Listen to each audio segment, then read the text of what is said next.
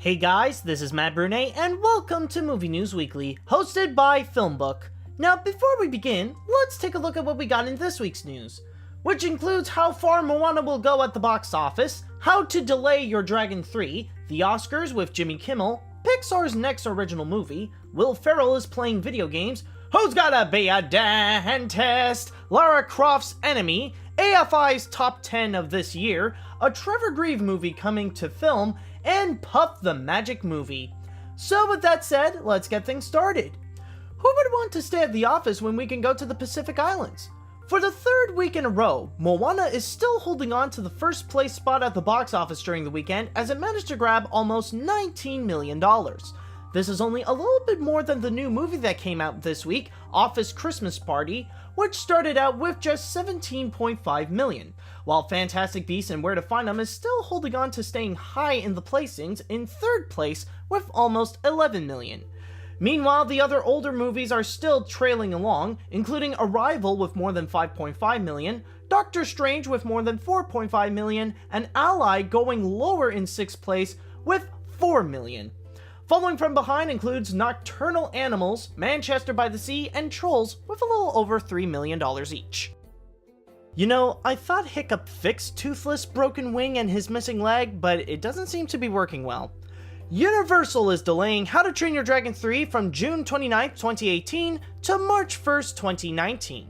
This is the third time that the anticipated sequel got delayed, as it was originally intended to be out in the summer of 2016, but then it moved a year later in 2017, then once again in 2018 after massive layoffs happened at DreamWorks Animation. At the same time as the movie's new schedule, Universal also announced a new film from DreamWorks called Everest, which is about a bunch of young kids who discovered a Yeti called Everest and returning back to the world's highest mountain. The film will be directed by Tom Wilderman and the same guy who directed the 2015 feature Home, Tim Johnson. That movie is ready to be released on September 27th, 2019. We are going from rock to Kimmel. ABC confirmed that Jimmy Kimmel will be the host of the 89th Annual Academy Awards. This came with little surprise about the news, since Kimmel's talk show, Jimmy Kimmel Live, is a part of ABC. The network has recently signed a deal with the Academy that they will continuously broadcast the awards ceremony all the way up to 2028. Kimmel will be taking the big role of the host that was previously taken by Chris Rock and Neil Patrick Harris before that. Also, this will not be the first time that he will play the host part, as he recently did so during this year's Emmy Awards and again back in 2012. Kimmel will begin the biggest night for movies on February 26, 2017.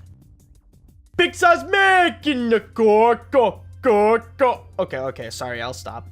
Pixar has officially revealed both the cast and plot synopsis of their next original animated feature film, Coco, by Toy Story 3 director Lee Unkrich. The story centers on a boy named Miguel who wants to be a singer in his music-hating family. When he wanted to be more like his idol, Ernesto de la Cruz, he accidentally found himself in the land of the dead, and now he's going around the new world to find the man he admires. The biggest thing to note about the movie is the all-Latino cast that includes Benjamin Bratt, Gael Garcia Bernal, Renee Victor, and newcomer Anthony Gonzalez. Unkrich stated, "It focused us, and we ended up with a fantastic mix of people, some from Mexico and some from Los Angeles."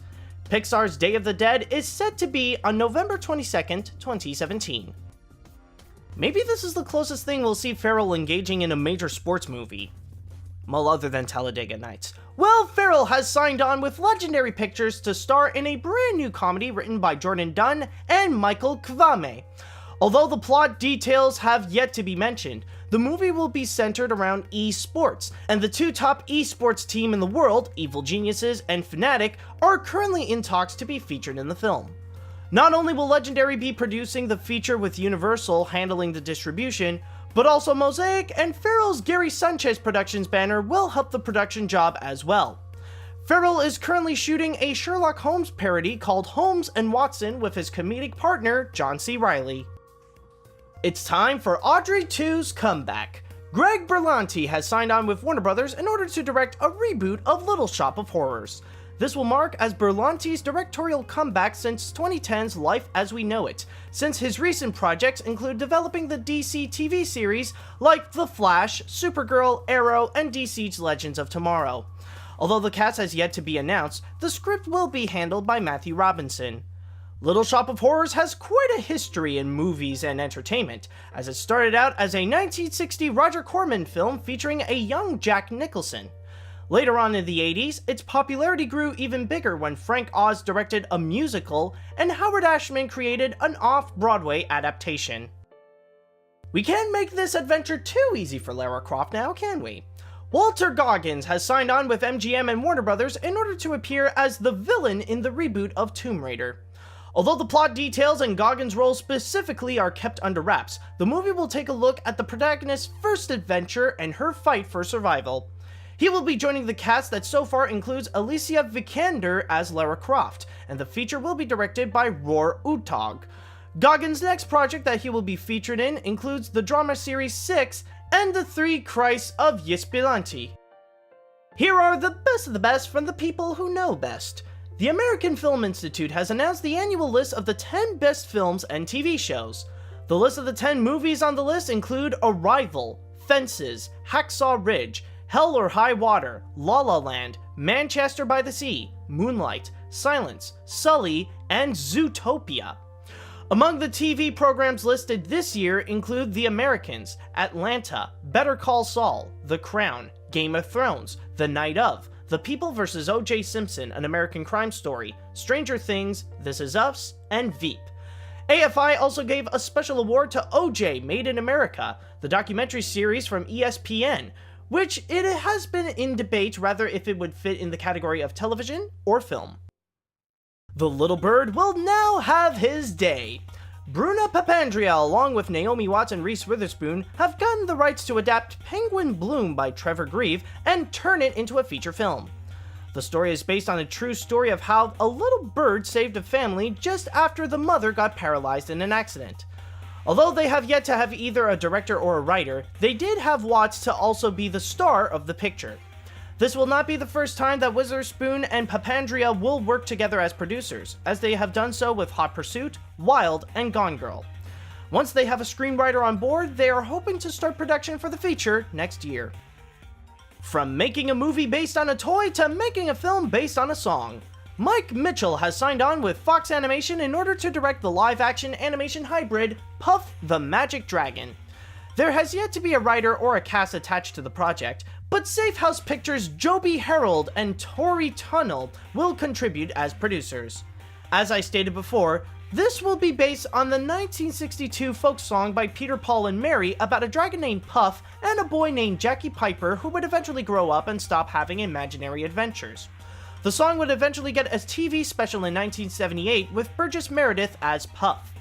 Mitchell has a significant history with directing family films in recent years, with credits including Sky High, Shrek Forever After, Alvin and the Chipmunks Chipwrecked, the live-action sequences of the SpongeBob movie Sponge Out of Water, and his most recent work, Trolls. And that's all I've got for this week. Thank you guys so much for watching, and don't forget to head on down to film-book.com for all the latest movie and TV news, along with their columns on the box office and their theatrical release schedule. Also, you can follow them on whatever social media you'd like. And while you're at it, you can follow me on my YouTube, Facebook, and Twitter if you're more into stuff like animation, Disney, and my weird sense of humor. If you were watching this on YouTube, then hit that like button and come subscribe to us, and also leave a little comment on what you think on the news this week. If you were listening to this on a podcast on iTunes or any other podcast service, then don't forget to rate and review what you just heard. Tune in next time for another round of Movie News Weekly, and until next week, see you later, dudes!